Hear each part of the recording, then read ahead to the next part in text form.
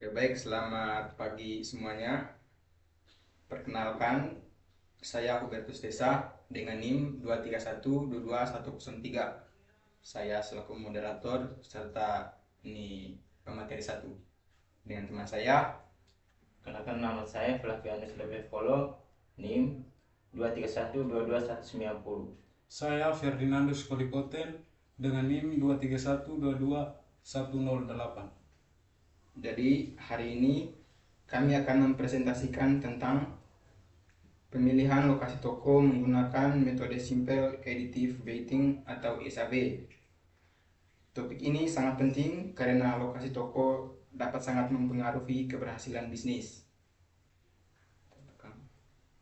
Baik, saya akan mempresentasikan latar belakang. Pemilihan lokasi toko merupakan salah satu keputusan strategis yang krusial bagi bisnis retail. Lokasi yang tepat dapat meningkatkan volume penjualan dan profitabilitas, sedangkan lokasi yang kurang strategis dapat menghambat perubahan bisnis.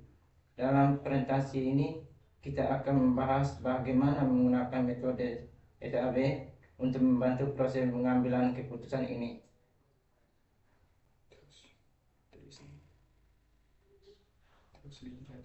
Baik, yang ketiga, metode SAB Simple Additive Baiting. Metode SAB adalah salah satu teknik dalam mulai kriteria decision makin dengan CDM. SAB mengambil beberapa kriteria dengan memberikan bobot pada masing-masing kriteria sesuai dengan tingkat kepentingannya. Dengan menggunakan SAB, kita dapat memperoleh solusi yang optimal berdasarkan berbagai kriteria yang telah didapatkan.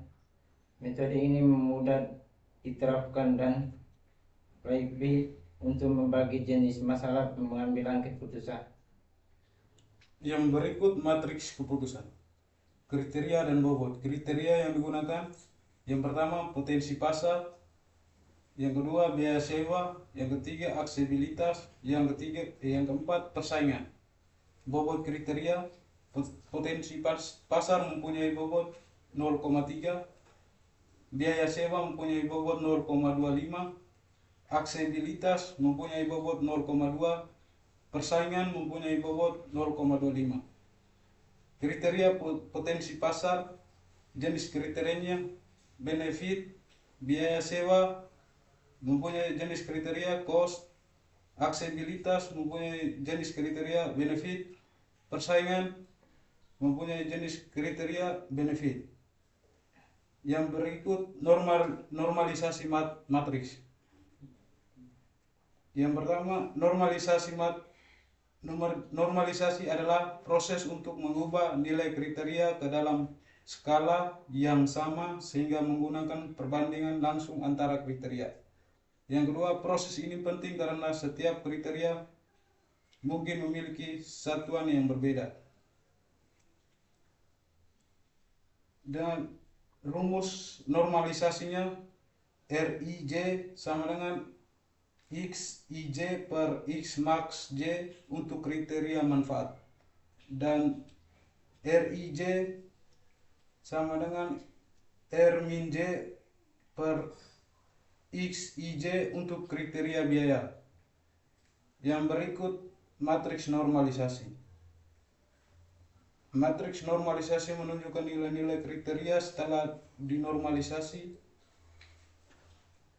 Yang kedua, sebagai contoh, karena kriteria biaya sewa dalam kriteria kos, maka biaya minimum untuk lokasi B adalah 50 juta dan biaya tertinggi di antara semua lokasi adalah 0,80,55 dan 65 juta. Maka nilai normalisasi untuk lokasi B adalah 50 bagi 80 sama dengan 0,83. Begitu terus untuk keempat alternatif lokasi lainnya. Yang ketiga, dengan normalisasi kita dapat membandingkan berbagai kriteria secara langsung dan adil. Yang berikut pembobotan kriteria.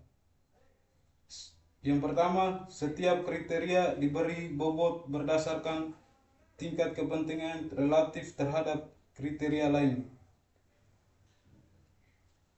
Yang kedua, bobot ini biasanya ditentukan oleh manajemen atau tim ahli berdasarkan prioritas bisnis. Yang ketiga, misalnya jika potensi dianggap sangat penting, kita mungkin memberi bobot 0,3. Sementara biaya bobot 0,25, aksesibilitas bobot 0,2 dan persaingan 0,2. Masing-masing diberi bobot. Yang keempat, pembobotan membantu kita memberikan perhatian yang proporsional terhadap kriteria yang paling penting. Oke, baik. Saya akan menjelaskan matriks terbobot. Matriks terbobot adalah hasil dari mengalihkan nilai normalisasi dengan bobot masing-masing kriteria. Perhitungan nilai preferensinya. Yang pertama, lokasi A yaitu 0,89 kali 0,3 tambah 0,83 kali 0,25 tambah 0,82 kali 0,2 tambah 0,83 kali 0,25 dengan hasil 0,84. Untuk lokasi B, 0,78 kali 0,3 63 kali 0,25 0,71 kali 0,25 1 kali 0,25 dengan hasil 0,7835. Untuk lokasi C, 1 kali 0,3 tambah 1 kali 0,25 tambah 0,94 kali 0,2 tambah 0,67 kali 0,25 dengan hasil 0,9055.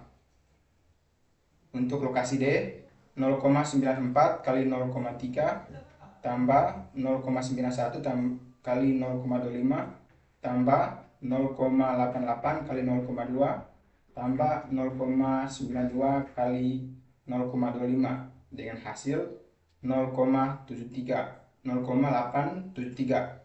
Untuk lokasi E, 0,83 kali 0,3 0,77 kali 0,25 1 kali 0,2 tambah 0,92 kali 0,25 dengan hasil 0,8715. Matriks ini menunjukkan seberapa baik setiap alternatif memenuhi setiap kriteria dengan memperhitungkan bobot kepentingan masing-masing kriteria. Jadi kesimpulan akhir adalah sesuai dengan apa yang kita kerjakan menggunakan metode SAB, yaitu lokasi C dengan nilai preferensi 0,055 adalah yang terbaik, diikuti oleh lokasi D dengan nilai preferensi 0,873, lokasi E dengan nilai preferensi 0,8715, lokasi A dengan nilai preferensi 0,846, lokasi B dengan nilai preferensi 0,7835.